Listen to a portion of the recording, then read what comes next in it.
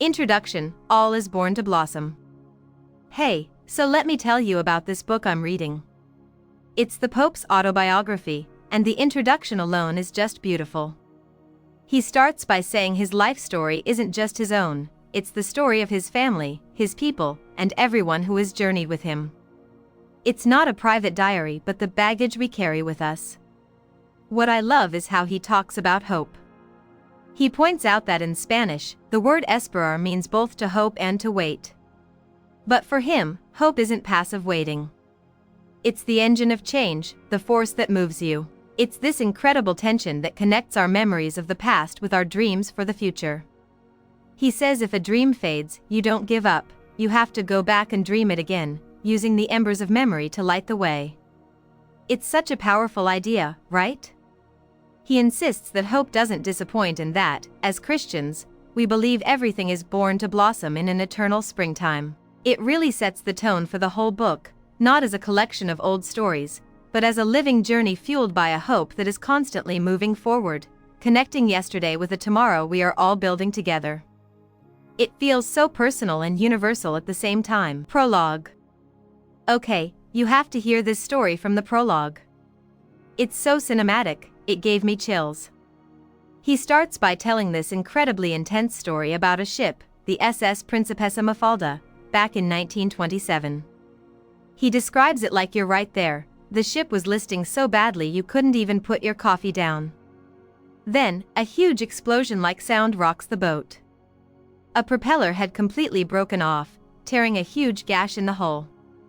It's chaos.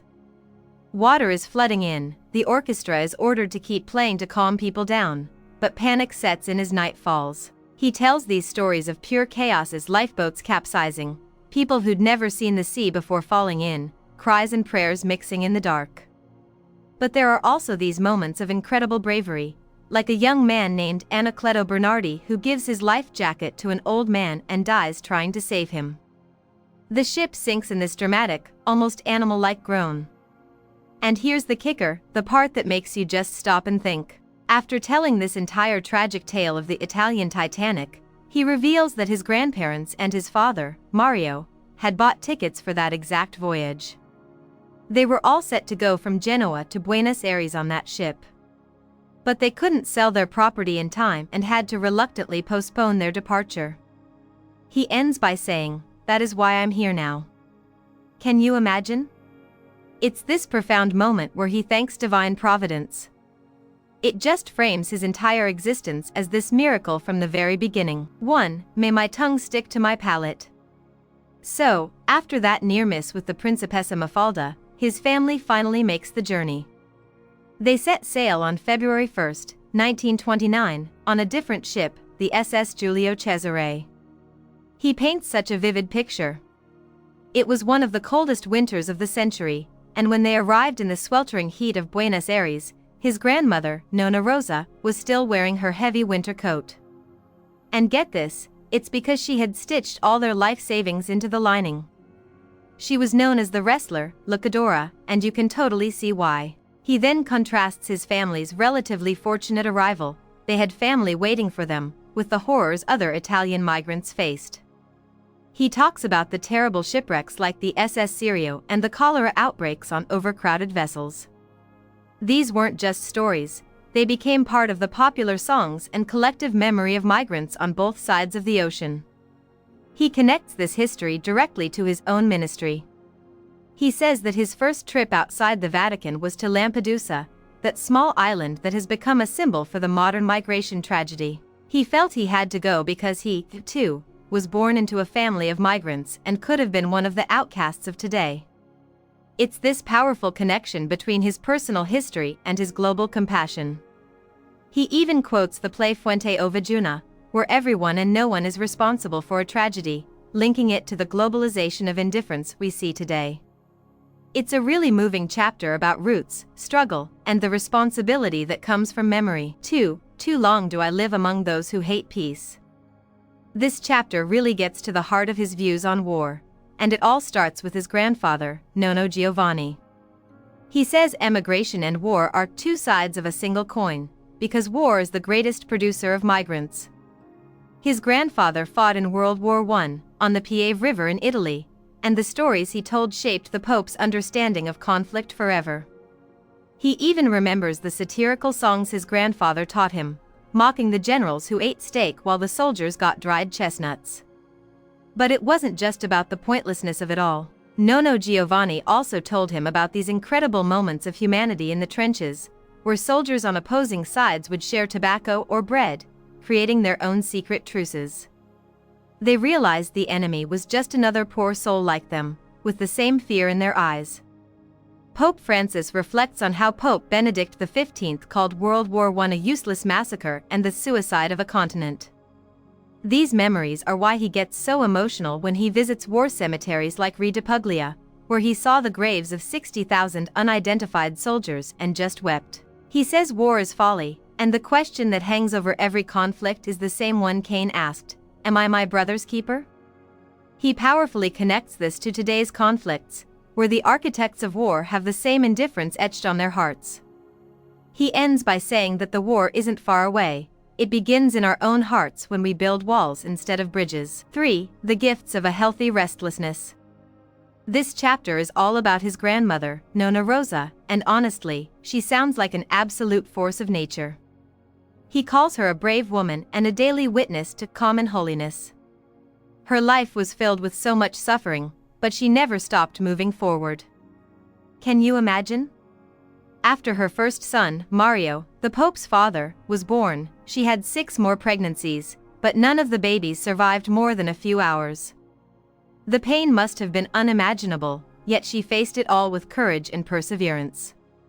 She was also fiercely intelligent and driven. He tells this amazing story about how, during the war, she was managing their cafe alone when a thief snuck into the storeroom. Instead of running, she grabbed a broom and beat him until he ran away. And after the war, when the family moved to the town of Asti, she became deeply involved in Catholic action, as a young Cattolica, giving talks to women all over the province. The fascist government didn't like what she had to say and once closed the hall where she was supposed to speak. So what did she do? She dragged a table into the street and held the meeting right there. She was totally fearless.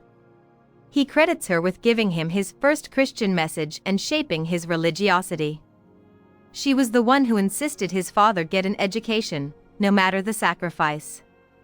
It's clear she was the bedrock of the family, a woman of deep faith and incredible strength who taught him that holiness is revolutionary, for almost at the end of the earth. So, after the family company collapses in the 1932 recession, they lose everything and are plunged into poverty. Talk about starting over from scratch. But this is where a really pivotal figure enters the story: Father Enrique Pazzoli, a Salesian priest from Italy. He becomes the spiritual father to the whole family and is the one who helps them get a loan to open a small grocery store in the Flores neighborhood of Buenos Aires. It's through Father Pazzoli that his father, Mario, meets his mother, Regina Maria Savori.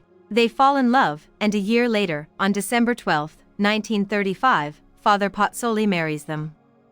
Exactly 1 year later, Jorge Mario Bergoglio is born, and he's baptized on Christmas morning. He calls it a double celebration and says baptism is the best gift he could have received because it's the day we are born forever.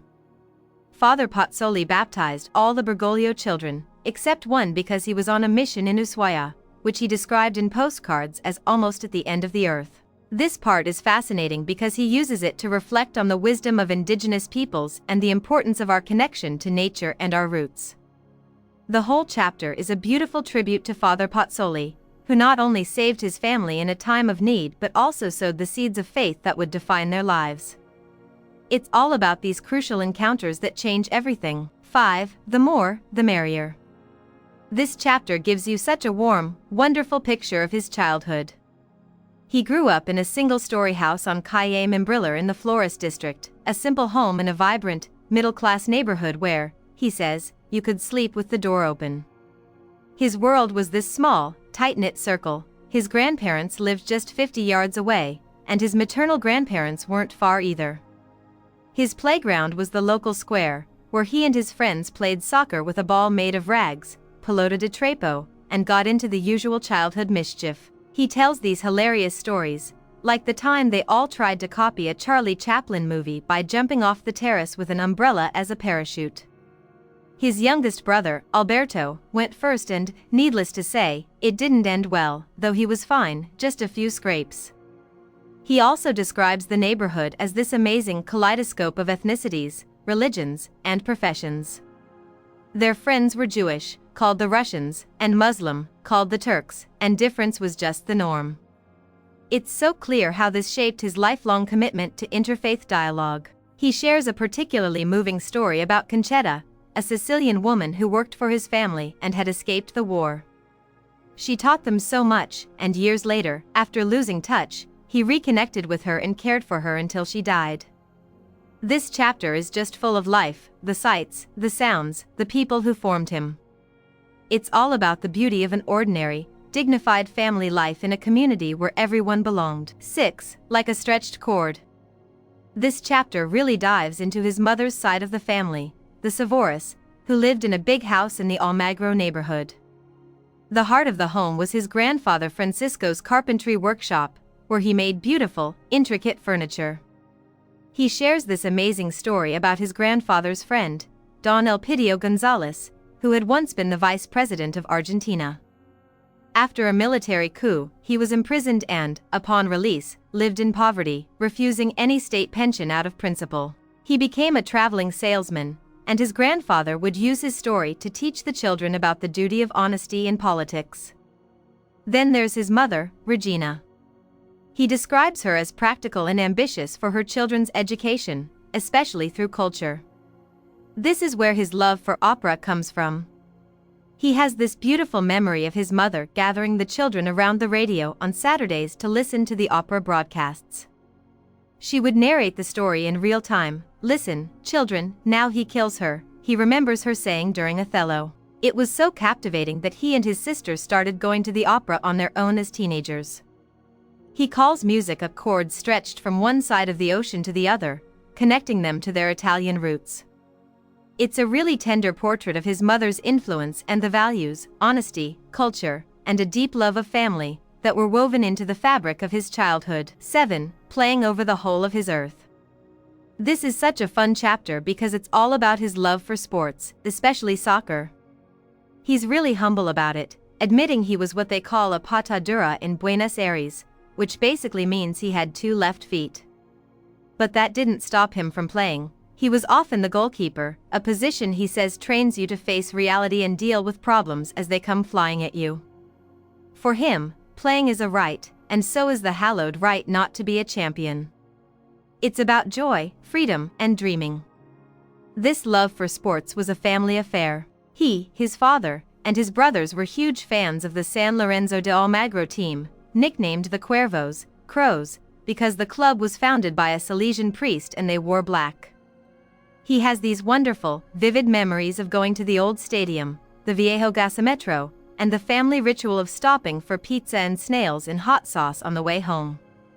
He even says that missing out on going out for a pizza is one of the things he misses most now. His childhood hero wasn't just any player, it was René Pontoni, San Lorenzo's star center forward in the 1946 championship-winning team. He can still describe a specific, incredible goal Pontoni scored as if it were yesterday. He even teased Messi and Buffon about it once.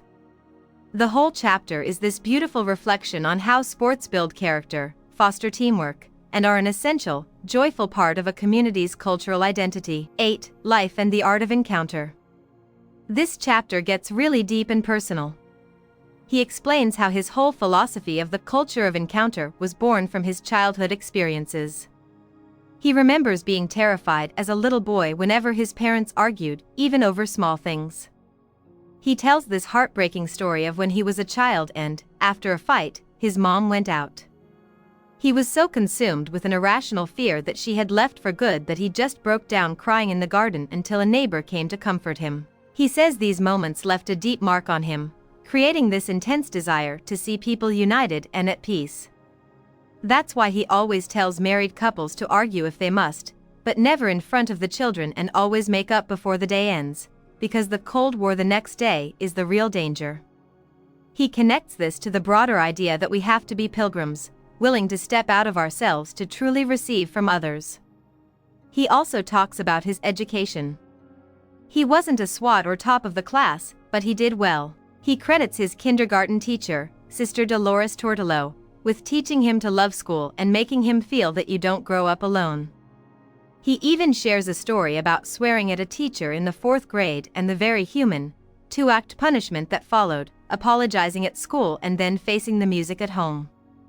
It's a beautiful look at how our earliest fears and relationships shape our biggest ideas about life. 9. The day went fast as an arrow. So, for a year in 1949, he and his brother Oscar went to a Salesian boarding school because his mother's health was poor after her last pregnancy. He describes life there as this total immersion where the day went fast as an arrow. It was a world that shaped him profoundly. He says it wasn't just about lessons, it was about building a conscience that was human, social, playful, artistic. They learned to study with concentration, but also to compete fairly in sports, and to have a manly compassion for others. This is where the meaning of sin became deeply etched in him, not as something to rebel against, but as a truth you couldn't just throw away. One of the most touching parts is a story about a bicycle. He lent his bike to a classmate who then had an accident and damaged it. He insisted the boy get it repaired, which meant the boy's mother, who wasn't wealthy, had to pay for it. He says the guilt from that act of being unfair and ungenerous stayed with him for 59 years. And get this, he finally got to apologize decades later, when he was a cardinal. One of his police escorts turned out to be the son of that very same classmate. Can you believe the coincidence? He ends the chapter by pinpointing the exact moment his childhood ended, when his father told him at age 14 that his 3-month vacation would now be only 1 month, because for the other 2, he would have to work. It's a powerful chapter about formation, conscience, and those moments that mark our passage into a new stage of life. 10. They recognized each other from afar. This chapter is quite heavy. It really shows how he was confronted with the harshness and mystery of life at a young age. He tells this shocking story about a classmate from his technical high school. The boy was brilliant, a true genius with a deep love for literature and music, but he was also deeply troubled. One day, he took his father's gun and killed his friend and neighbor. The Pope describes visiting him in the criminal wing of a mental hospital, only able to speak to him through a tiny, grilled window. He was horrified by the experience and even more furious when he heard a school attendant and other students joking about it. He stormed into the principal's office to demand it stop. Sadly, the boy later died by suicide after being released from a reformatory. It's just a devastating story. Then he talks about his admiration for the writer Jorge Luis Borges, whom he actually met and invited to give lectures to his students when he was a young literature teacher. He quotes a beautiful, short story by Borges about Cain and Abel meeting after Abel's death and finding forgiveness in forgetting. He says that for Borges, forgetting is forgiving. The chapter balances this profound darkness with these glimmers of wisdom and human connection, showing how both tragedy and art shaped his understanding of the world. It really makes you think about the complexities we all carry. 11. Like the branch of the almond tree. Okay, this chapter is the absolute turning point of his entire life.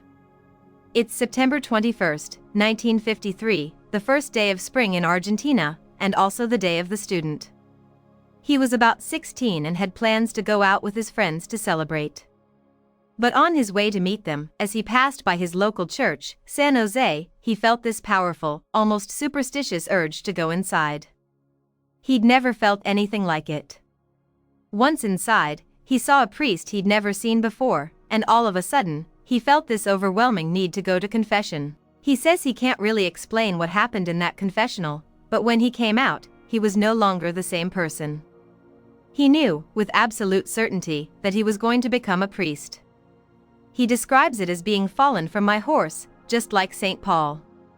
He didn't meet his friends that day, he just went home, knowing something huge had happened. The priest, Father Carlos Duarte Ibarra, was suffering from leukemia and died just a year later.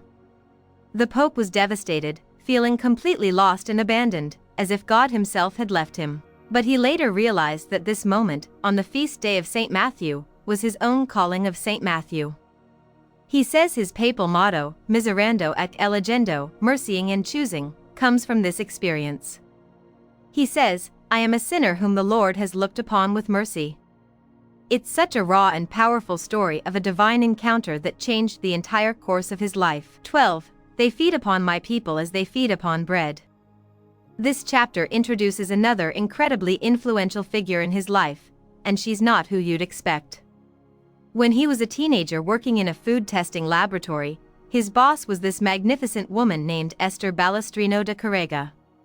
She was a brilliant researcher, but she was also a Marxist activist from Paraguay who had been exiled to Argentina. He says she was the one who taught him how to think about politics.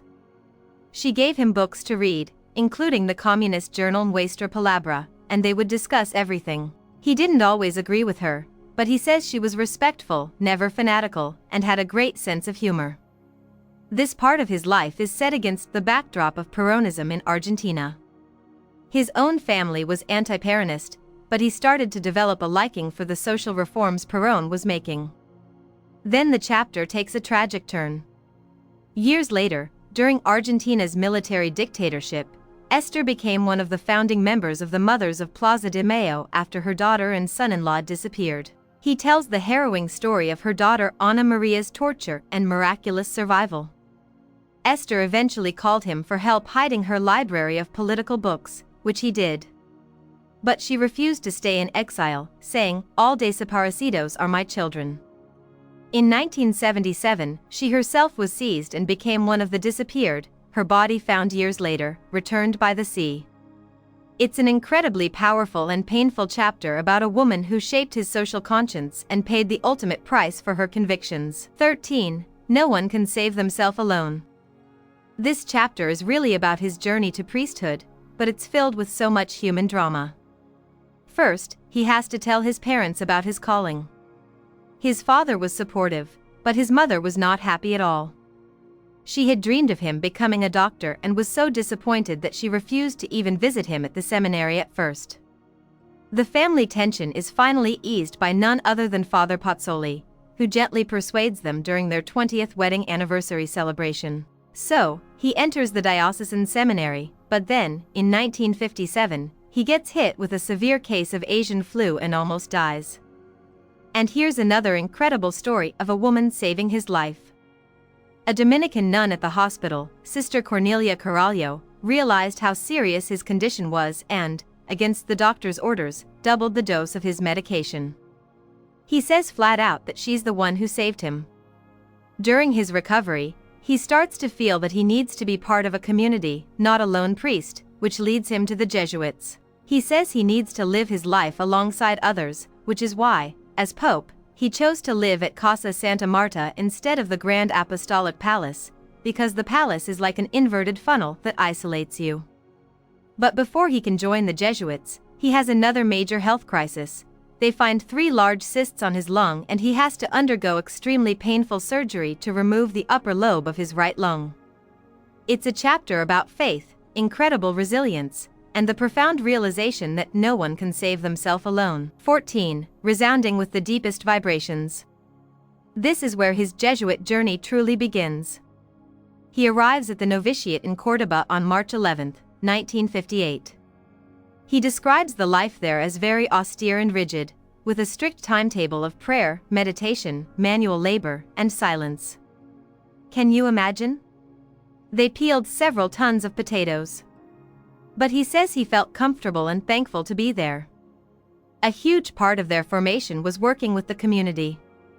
On weekends, they would go into the local shantytowns to teach catechism to the children.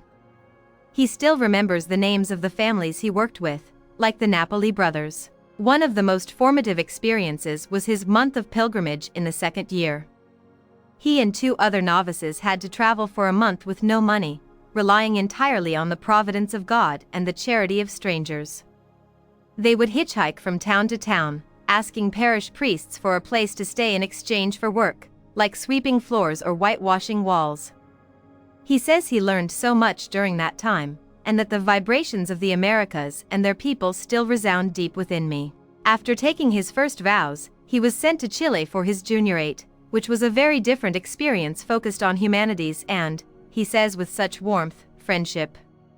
He says the Chileans taught him to be more human. The chapter is a beautiful testament to the rigor and depth of his Jesuit training, which was all about combining intense spiritual discipline with direct, hands-on service to the people. 15. The only way to become fully human. This chapter really highlights the global and humanistic side of his formation. After his studies, he was sent to teach literature and psychology to high school students, becoming what they call a maestrillo, a Jesuit trainee teacher. Around this time, he wrote to the Superior General of the Jesuits, Father Pedro Arup, expressing his desire to be a missionary in Japan.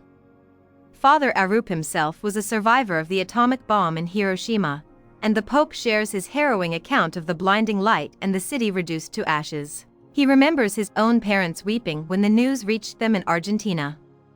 This is where he tells the incredibly moving story behind that photo he often shares, the young boy in Nagasaki, biting his lip until it bleeds, waiting to cremate his dead baby brother whom he carries on his back. He says he had it printed and distributed because that photo is worth 1,000 words about the fruit of war. His request to go to Japan was denied because of his lung problems from his earlier surgery. So instead of going to Japan, he poured his energy into teaching in Argentina. He sounds like he was an amazing teacher, encouraging his students to be creative. One group even formed a Beatles-inspired band called the Shouters. He also refused to cut the female parts from the school plays, instead inviting the mothers and sisters of the students to perform, which was a pretty revolutionary move at an all-boys school back then. It's a chapter about unfulfilled dreams leading to unexpected paths, and about finding the universal human story in both literature and tragedy. 16. Like a child in its mother's arms. This chapter is all about his ordination day, December 13, 1969, and it's so incredibly personal and emotional. He says he was just paralyzed by the momentousness of it all, a quiet feeling that he says is his defense mechanism in big moments. He shares the beautiful, raw prayer he wrote for himself on that day, a confession of faith that includes belief in his own flawed life story, his suffering, and his hope in God's patience and Mary's love. His whole family was there, and he describes this incredibly touching moment after his first Mass when his mother, who had initially been against his vocation, knelt before him and asked for his blessing. Talk about a full circle moment. And then there's his Nona Rosa. She had ignored his no-presence rule and gave him a viaticum case for anointing the sick, a gift she and his grandfather had prepared 6 years earlier, just in case they didn't live to see the day. She told him to celebrate each Mass as if it were his first and his last, advice he clearly took to heart. He also shares her spiritual testimony, a note she wrote that he keeps in his breviary to this day, which speaks of finding comfort before the tabernacle and at the foot of the cross during times of sorrow. It's a chapter brimming with love, faith, and the profound legacy of his family, especially the strong women who shaped him. The final image he leaves is of feeling like a child in his mother's arms, resting in the hands of God. 17. That you may remember and be ashamed. Okay, this chapter is a fascinating look inside his head, both his personal feelings and his experience of the 2013 conclave. He starts with this incredibly humble reflection, saying that gratitude and unworthiness are the feelings that define his life. He says he feels disproportionately fortunate and that the greatest gift he's ever received from God is the gift of shame. He ties this to a verse from Ezekiel, that you may remember and be ashamed, which is about God forgiving you despite your failings. It's this deep sense of being a forgiven sinner that grounds him. Then he takes us right into the conclave that elected him Pope. And honestly, it sounds like he was the only one who didn't see it coming. He says he never expected to be a candidate and thought the early votes he received were just stopgap votes from cardinals who were undecided. He'd already bought his return ticket to Buenos Aires for the Saturday before Holy Week, assuming no one would want a new pope to take over then. He tells these little anecdotes, like a cardinal joking with him about preparing his balcony speech, which he just laughed off.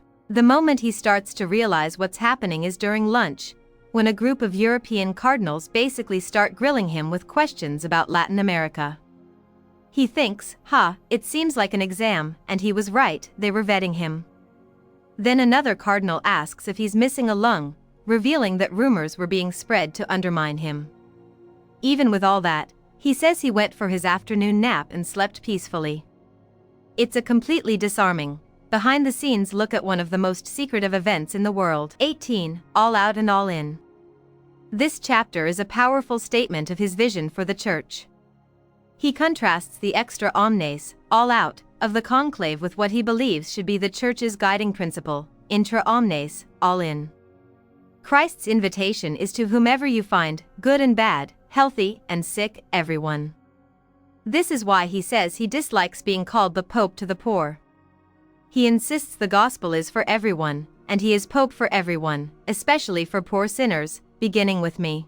This is the core idea that leads him to discuss fiducia supplicans, the declaration on blessing couples in irregular situations.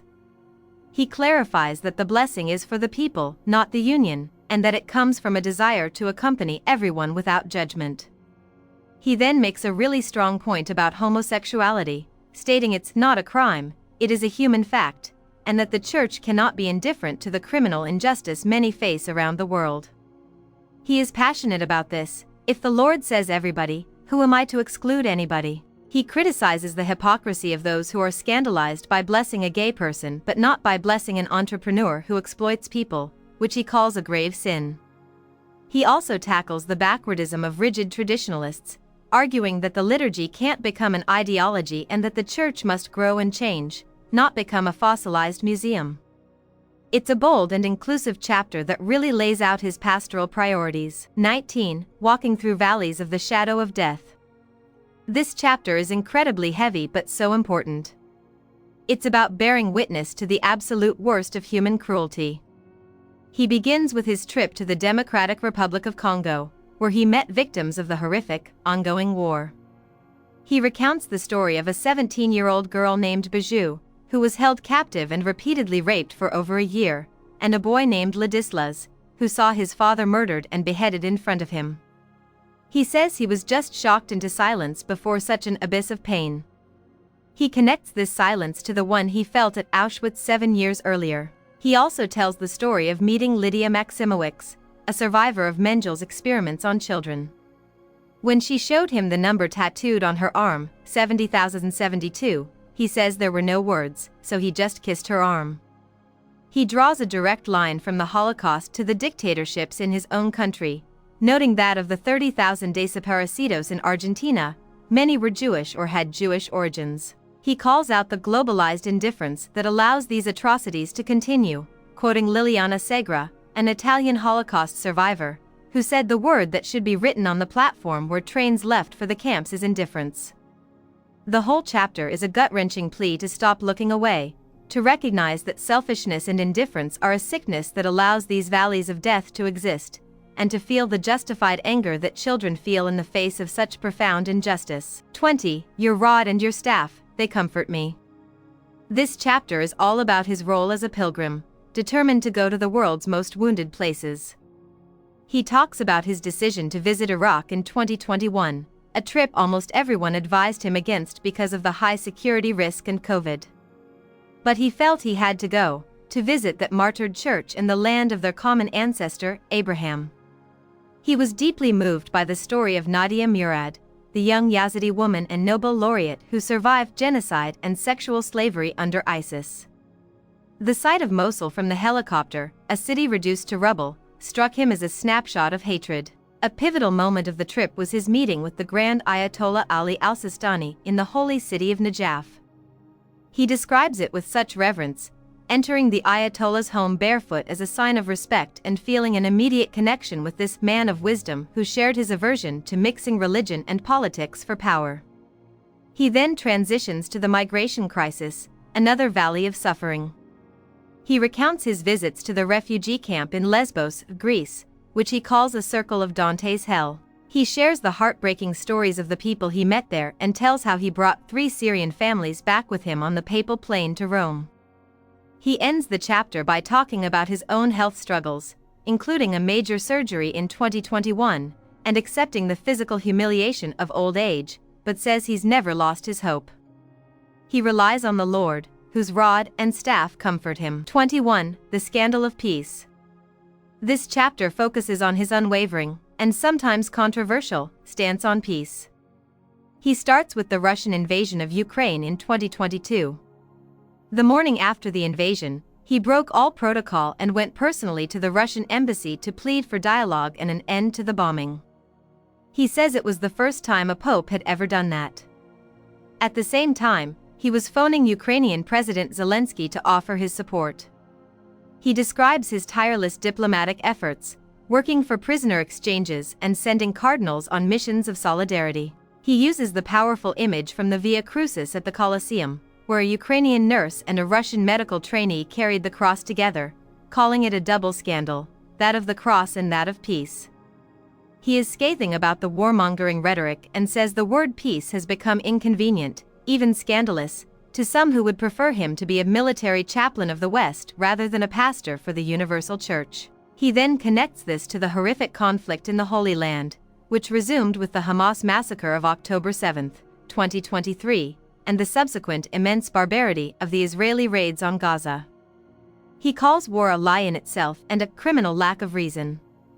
He ends with a passionate call to dream bigger dreams and replace the cowardice of arms with the courage of reconciliation. It's a powerful, defiant chapter against the madness of war. 22. Hand in Hand with a Steadfast Child.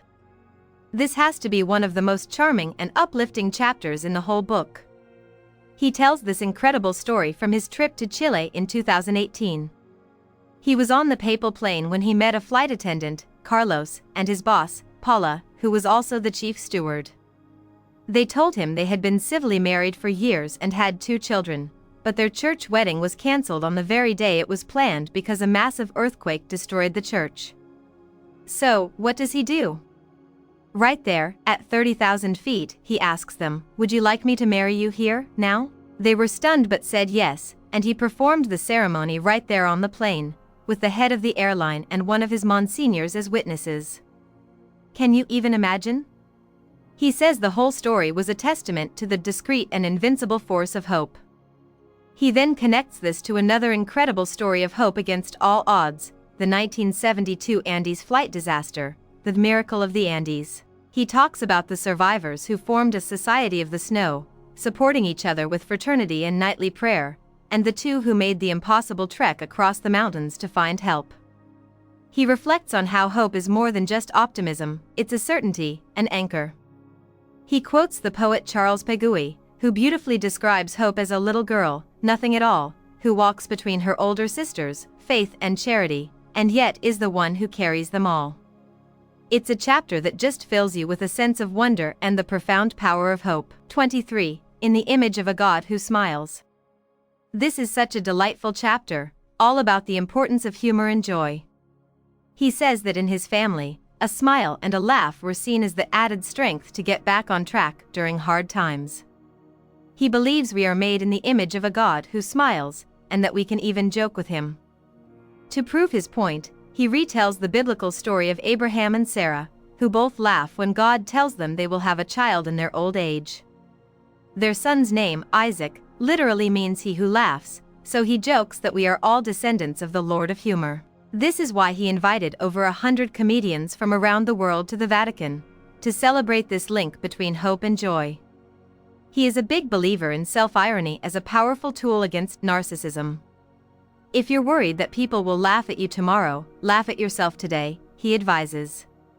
He even shares some jokes, including a classic Jesuit one and another one about himself wanting to drive the papal limousine in New York and getting pulled over by the police. He says a bad temper is never a sign of sanctity and that for over 40 years, he has recited St. Thomas More's prayer for good humor every single day. He ends by saying that now that he is old, it is children who teach him how to smile, with their spontaneity and joy, reminding us that we must never become anesthetized adults who have lost the ability to laugh and cry passionately. 24. For the best days are still to come. This chapter is a powerful message of hope for the future, especially for young people. He starts by pushing back against the timeless complaint that it was better when it was worse, the o tempora, o mores cry that every older generation seems to have about the younger one. He points out that this complaint is as old as the world, found in ancient Egyptian hieroglyphs and Babylonian clay pots. He argues that this backward-looking nostalgia is anti-Christian, because Jesus is a living presence today, and his disciples are called to look toward tomorrow. He says our responsibility isn't to judge, but to educate. If you are thinking about the next 100 years, educate, he says, quoting the sociologist Zygmunt Bauman. But he doesn't let the older generations off the hook. He says, more than judging our young people, we need firstly to ask their forgiveness for failing them and for the world we have passed on. He pivots to the climate crisis, calling out the timid, incoherent, contradictory, insufficient reaction from politicians. He says young people see the crisis clearly and are demanding action, because there is no tomorrow if we destroy the environment that sustains us. He also addresses the digital age, acknowledging the internet as an extraordinary resource, but warning against the cognitive pollution and the illusion of virtual relationships. The chapter ends with a beautiful, optimistic flourish, quoting the poet Nazim Hikmet, "The most beautiful sea / hasn't been crossed yet, / our most beautiful days / we haven't seen yet." It's a call to action, to build the future together with hope. 25. I am just one step. In this final chapter, he offers his vision for the future of the Church and the papacy. He states clearly that the Church has a future because its roots are not just in the past but also in the promise of Christ who remains with us until the end of time. He dreams of a papacy that is more about service and communion, returning to the role it had in the first millennium in unity with the Orthodox Church. His favorite title for the Pope, he says, is Servus Servorum Dei, servant of the servants of God. That's why on his first pontifical yearbook, he moved all the grand titles like Vicar of Jesus Christ to the second page and insisted the first page simply read, Bishop of Rome. He pushes back against the fear of secularization, arguing that spiritual worldliness has always been the Church's greatest curse, far worse than any external threat. The answer isn't to be a closed, frightened, rigid church, but one that is open, creative, and willing to take risks, guided by the noise of the Holy Spirit. He stresses that true love is restless and that the opposite of God's love isn't just hate, but the more common sin of indifference. The book ends with a powerful call to action. He says that one person is enough for hope to exist, and that when there is a revolution starts, a revolution of tenderness. He concludes with the humble and profound statement, I am just one step, framing his entire life and papacy as part of a much larger, ongoing journey of God's people.